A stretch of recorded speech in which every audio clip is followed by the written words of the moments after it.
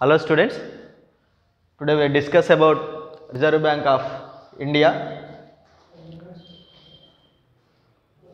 అంటే ఏ కంట్రీకి అయినా సరే ఏ కంట్రీ అయినా సరే, not only India, America, world వైజ్గా ఏ కంట్రీలోనైనా సరే ఆ గవర్నమెంట్ ఆఫ్ అమెరికా కానివ్వండి, గవర్నమెంట్ ఆఫ్ ఇండియా కానివ్వండి, సెంట్రల్ గవర్నమెంట్ స్టేట్ ఏదైతే ఉంటుందో అక్కడ ఉన్నటువంటి మానిటరీ పాలసీస్, ఫిజికల్ పాలసీస్ మొత్తాన్ని కంట్రోల్ చేయడానికి ఒక క్యాప్టెన్ ఆఫ్ ది బ్యాంక్ అనేది ఉంటుంది.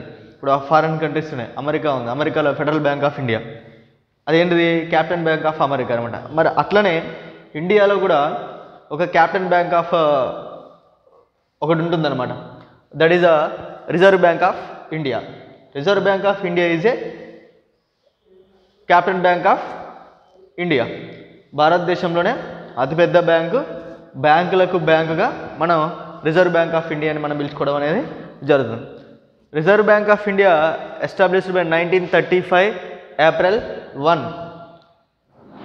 First reserve bank of India 5 crores of క్యాపిటల్తోని ఒక ప్రైవేటు మేనేజ్మెంట్ ఆధీనంలో ఉండేదన్నమాట. అంటే ఆర్గనైజ్డ్ బై ప్రైవేట్ మేనేజర్స్. ఆ తర్వాత 1949లో reserve bank of India nationalised కావడం అనేది జరిగింది. 1934 బ్యాంకింగ్ రెగ్యులేటింగ్ యాక్ట్ ప్రకారం 1934 బ్యాంకింగ్ రెగ్యులేటింగ్ యాక్ట్ ప్రకారం reserve bank of India general ఫంక్షన్స్ని అండ్ డెవలప్మెంట్ ఫంక్షన్స్ని, సుపీరియర్ ఫంక్షన్స్ని కంటిన్యూ చేయడం అనేది జరుగుతుంది. దాని యొక్క జనరల్ ఫంక్షన్స్ ఏంటియో ఒకసారి చూద్దాం. నోట్ ఇష్యూస్, కరెన్సీని జారీ చేయడం. సెకండ్ ఏంటిది, బ్యాంకర్స్ టు ద గవర్నమెంట్, ప్రభుత్వానికి బ్యాంకర్గా ఉండడం. నెక్స్ట్ బ్యాంకర్స్ బ్యాంక్, బ్యాంకులకు బ్యాంకుగా ఉండడం. Lender of the last resort, అంతిమ రుణదాతగా ఉండడం. Clearing house and custodian of foreign exchange resources, విదేశీ మార్క ద్రవ్యాన్ని పరిరక్షించడం. కంట్రోల్ ఆఫ్ ద క్రెడిట్, పరపతిని నియంత్రించడం. ఇది దాని యొక్క జనరల్ ఫంక్షన్స్. జనరల్గా the main aim of the అంటే ఏంటిది reserve bank, the main objectives of the reserve banks ఏంటంటే first issuing the currency, issuing the currency, currency నోట్లను జారీ చేయడం ఆర్బీఐ యొక్క ప్రైమరీ ఫంక్షన్ అనమాట. అంటే the particular reserve bank of the department ఏం చేస్తుందంటే ఈ కరెన్సీని ఇష్యూ చేయడం అనేది జరుగుతుంది. ఈ కరెన్సీని ఇష్యూ చేయడానికి ఎంతైతే కరెన్సీని ఇష్యూ చేయాలనుకుంటుందో ఆ level of gold and foreign మనీని ఏం చేస్తుంది ఆర్బీఐ స్టోరేజ్ చేసుకోవడం అనేది జరుగుతుంది. ఫర్ ఎగ్జాంపుల్ మినిమం ఇప్పుడు కరెన్సీని జారీ చేయాలంటే 200 crores of gold and foreign మనీని రిజర్వ్ బ్యాంకు తన దగ్గర ఉంచుకోవడం అనేది జరుగుతుందన్నమాట. దాంట్లో 115 crores value of gold, otherwise money complete foreign exchange అంటే డాలర్స్ ఏవైతే ఉంటుందో ఆ డాలర్స్ని అది రిజర్వ్ బ్యాంక్ తన దగ్గర ఉంచుకొని ఆ 200 crores ఆఫ్ రూపీస్ ఆ కరెన్సీని మార్కెట్లోకి త్రూ కమర్షియల్ బ్యాంక్స్ ద్వారా ఇష్యూ చేయడం అనేది జరగడం అనేది జరుగుతుంది. రిజర్వ్ బ్యాంక్ ఆఫ్ ఇండియా ఏం చేస్తుంది, లీగల్ ఆఫ్ మనీ అంటే ఏంటిది, మన దగ్గర ఉన్నటువంటి 10 rupees, 20 and 50, 100, 200, 500, 2000 rupees of paper కరెన్సీని 2 rupees, 5 rupees, 10 rupees, 20 rupees of coin కరెన్సీని ఇష్యూ చేయడం అనేది జరుగుతుంది. But reserve bank of India దీనన్నింటినీ కూడా మనం ఏమంటాం లీగల్ మనీగా మనం పిలుచుకోవడం అనేది జరుగుతుంది అనమాట. అదేవిధంగా 1 rupee కాయిన్ని the finance and ministry, Indian finance ministry print చేయడం అనేది జరుగుతుంది.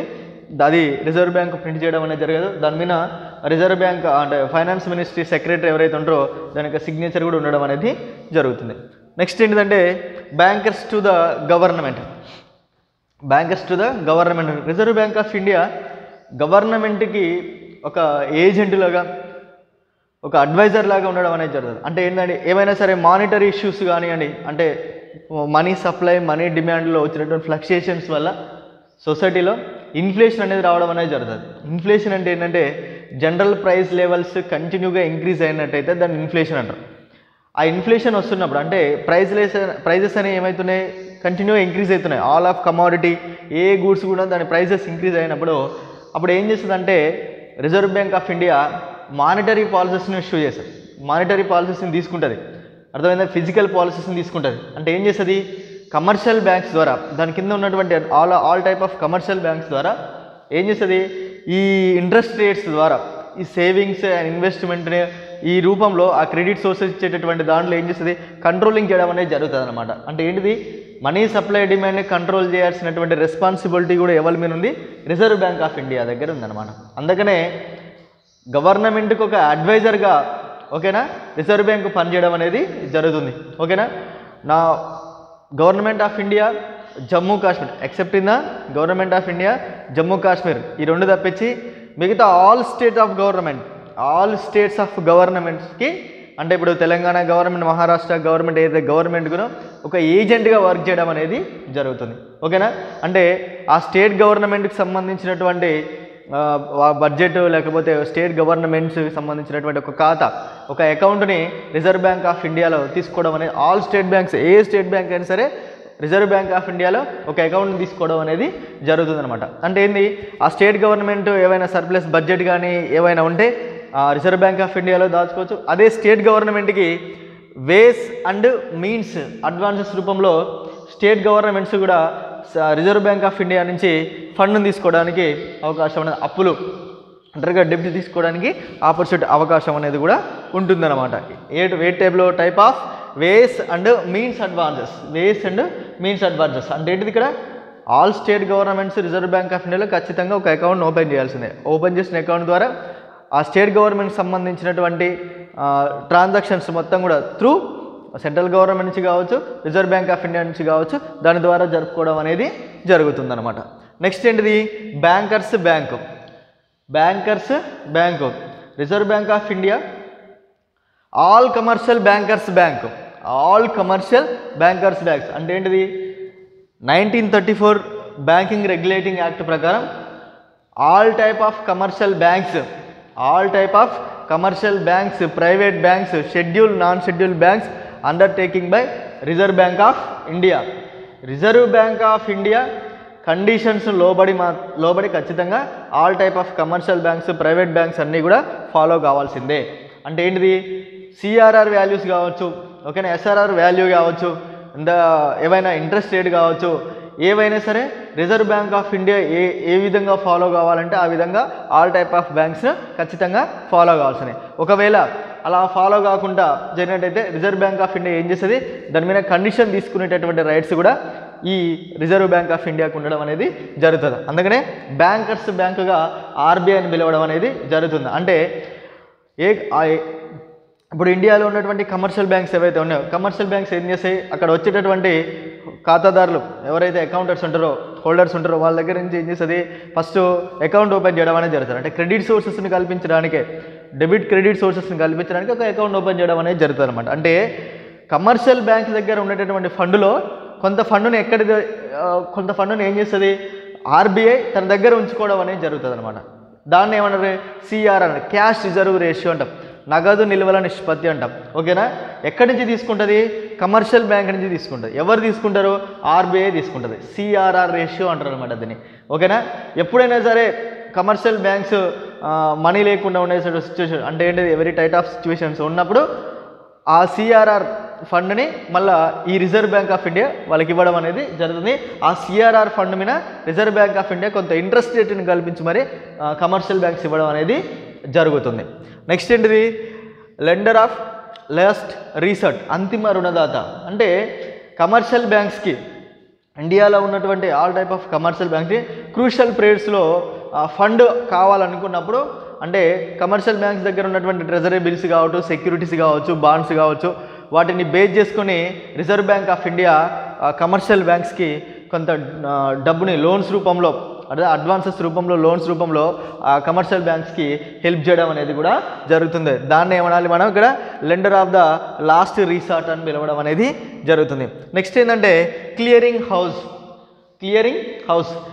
హౌస్ అంటే నవే డేస్లో complete all economical activities depend on checks bonds ఓకేనా, అంతా ఆన్లైన్ పేమెంట్స్ అంటాం, ఆన్లైన్ పేమెంట్స్లో జరుగుతుంది అనమాట. అయితే ఈ క్లియరింగ్ హౌస్ అనేది ఈ చెక్స్కి సంబంధించినటువంటి అంశం. ఇప్పుడు నాకు ఎస్బీఐలో ఒక ఖాతా ఉంది ఓకేనా.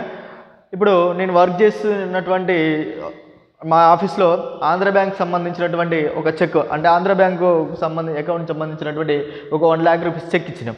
ఇప్పుడు ఆ చెక్ని నేను డబ్బులు అంటే ఏంది మనీ రూపంలోకి ట్రాన్స్లేట్ చేయాలంటే నాకు కూడా అకౌంట్ ఆంధ్ర బ్యాంక్లో ఓపెన్ ఉండాలి, నాకు అది లేదు. అలాంటప్పుడు నేను ఏం చేస్తాను అంటే నాకు ఏ అకౌంట్లోనైతే ఖాతా ఉందో అంటే ఎస్బీఐ దగ్గరికి వెళ్ళి నేను ఒక దానికి ఓచర్ రాసి ఎస్బీఐ దగ్గరలో ఉన్నటువంటి ఇస్తే ఆయన ఏం చేస్తాడు, నాకు కావాల్సినటువంటి మనీని మళ్ళీ ఆంధ్ర బ్యాంకు దగ్గరికి ట్రాన్స్ఫర్ చేయించి అక్కడి నుంచి నా మనీని నా అకౌంట్లోకి వేయించడం అనేది జరుగుతుంది. అంటే దీని యొక్క మెయిన్ కాన్సెప్ట్ ఏంటంటే ఈ చెక్ ఇచ్చేటటువంటి ఫార్మ్స్ కానీ ఇండస్ట్రీస్ కానీ ఏవైతే ఉంటాయో ఆఫీసర్స్ ఏవైతే ఉంటాయో వాళ్ళ ఓన్ అకౌంట్కి సంబంధించిన చెక్స్ ఇస్తారు. కానీ అందరికీ ఆ చెక్ ఉన్నటువంటి ఖాతాలోనే బ్యాంకులోనే అకౌంట్ ఉండదు కదా, అలాంటప్పుడు ప్రాబ్లమ్స్ ఫేస్ చేయాల్సి వస్తుంది. అందుకని రిజర్వ్ బ్యాంక్ ఆఫ్ ఇండియా ఏం చేస్తుందంటే ఈ క్లియరింగ్ హౌస్కి సంబంధించినటువంటి ఒక పర్టికులర్ సర్వీస్ని రూపొందించడం.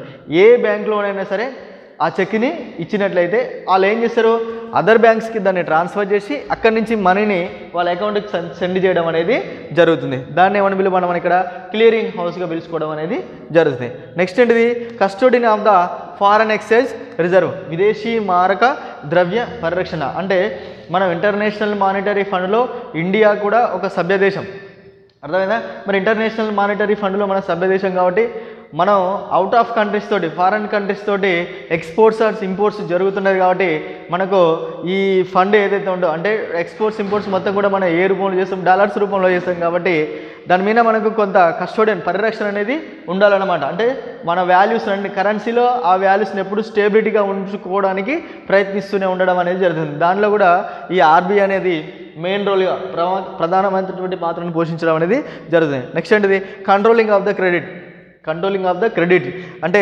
పరపతి నియంత్రణ.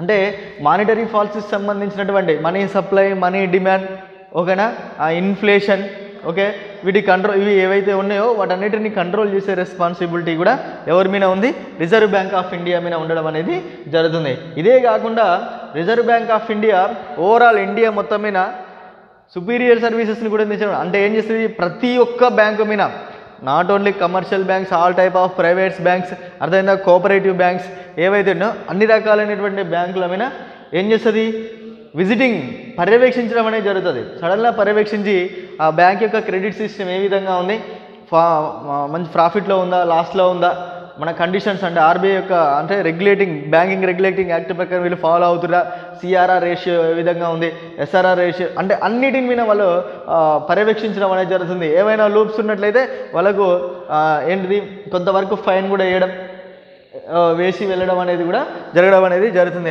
అదేవిధంగా రిజర్వ్ బ్యాంక్ ఆఫ్ ఇండియా ఏం చేస్తుంది, డెవలప్మెంట్ ప్రోగ్రామ్స్ కూడా ఇంప్లిమెంట్ చేయడం అనేది జరుగుతుంది. అంటే అగ్రికల్చర్ని అండ్ ఇండస్ట్రియల్ సెక్టర్ని డెవలప్మెంట్ చేయడం కోసం డిఫరెంట్ టైప్ ఆఫ్ బ్యాంక్స్ని కూడా అంటే దానికి reserve bank of jointed banks కూడా ఏర్పాటు చేయడం అనేది జరిగింది.